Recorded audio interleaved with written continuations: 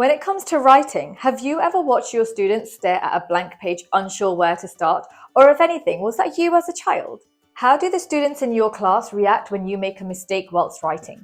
Do they embrace it or do they shy away from the errors? If you want your students to become strong, independent writers, then there's one powerful strategy that you can't ignore: modeling.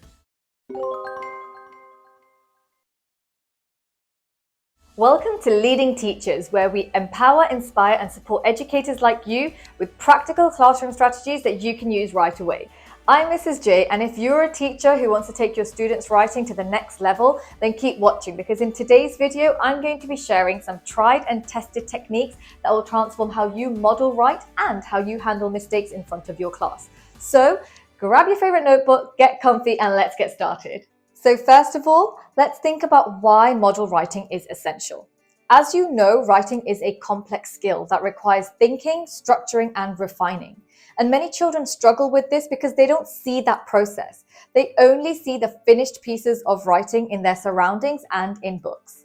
As teachers, when we model write, we deconstruct the process of writing a sentence by making the thinking visible. This develops skills of building confidence, language skills, and the ability to write independently. Now, do you find that you've got all of your pupils engaged, but as soon as you turn your back to do a model write, you've lost their attention? This is something that we want to try and avoid. So let's think about how we can do a model write effectively and keep it engaging. Number one, think out loud. When you are doing a model write with your class, it is crucial that you are continuously interacting with them so that you don't lose their attention. Indirectly ask them for what you need.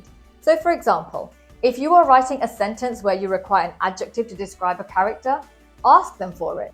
In this sentence, I need an adjective to describe this character. I wonder what that could be.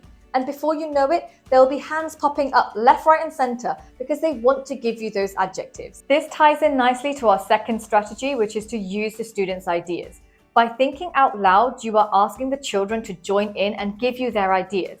This encourages them to select words, to think about sentence structure, and to improve their own writing. It's also a great way to allow you as a teacher to tease out even better vocabulary for them. So for example, in the sentence where you may want an adjective to describe a character who is brave, you might want to encourage them and think, has anyone got a better sentence? Or has anybody got a better adjective than brave? If not, that's okay. Again, it gives you another opportunity to introduce the children to better vocabulary and build their word bank. And as a teacher, if you're someone who's already done this, you'll know exactly the fact that if you give a child a new word and they understand its meaning, before you know it, they are trying to use that word all the time, everywhere, at any given moment. Number three, use color coding and visuals. Think about using color codes for different parts of a sentence. Some of you may know this as using colorful semantics. If not, look into it because it is a great way to support children to be able to construct a sentence.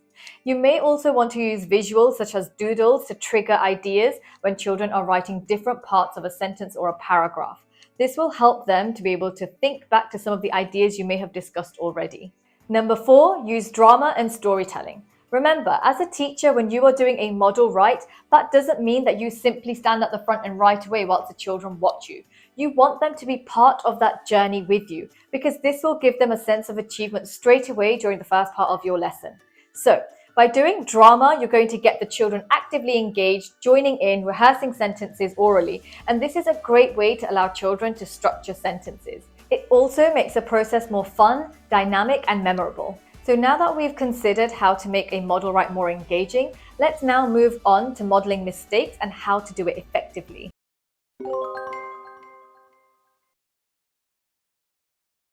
Children tend to fear making mistakes, but writing is all about drafting, editing, and improving, such crucial skills to become a good writer. So by showing them how to spot and fix errors in their writing, build skills of problem solving and resilience. When you are doing a model write, have a go at modeling common mistakes that you notice within your classroom. For example, this could be the inconsistent use of capital letters.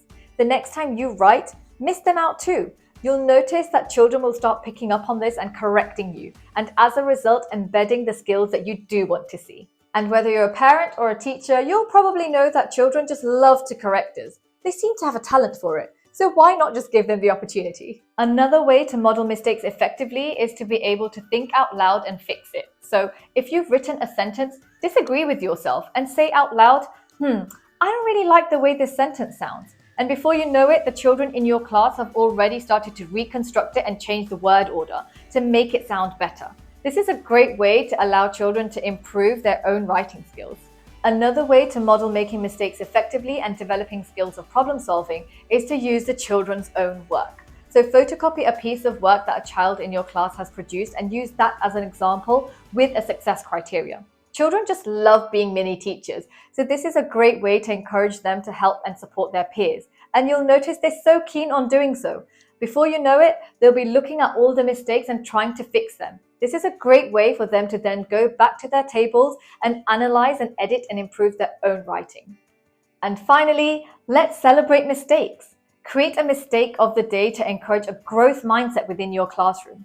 It's so important for children to understand that it's okay to make a mistake and that there is nothing to be ashamed of. As adults, we want to demonstrate and model making mistakes consistently so that we are also able to show children the skills of fixing and correcting a problem. By doing this, we are encouraging children to feel less worried and anxious when they make their own mistakes. So remember, modeling writing isn't just about showing your students what to write, but how to think like a writer. Use engaging strategies, involve your students, and don't be afraid to model mistakes. If you found these tips helpful, then don't forget to hit like and subscribe for more practical teaching strategies. And before you go, drop me a comment below and let me know what's the biggest challenge that you face when you're teaching writing. For now though, it's Mrs. J here and I'm about to sign out. Thank you so much for watching and I'll catch you in the next video. Until then though, happy teaching!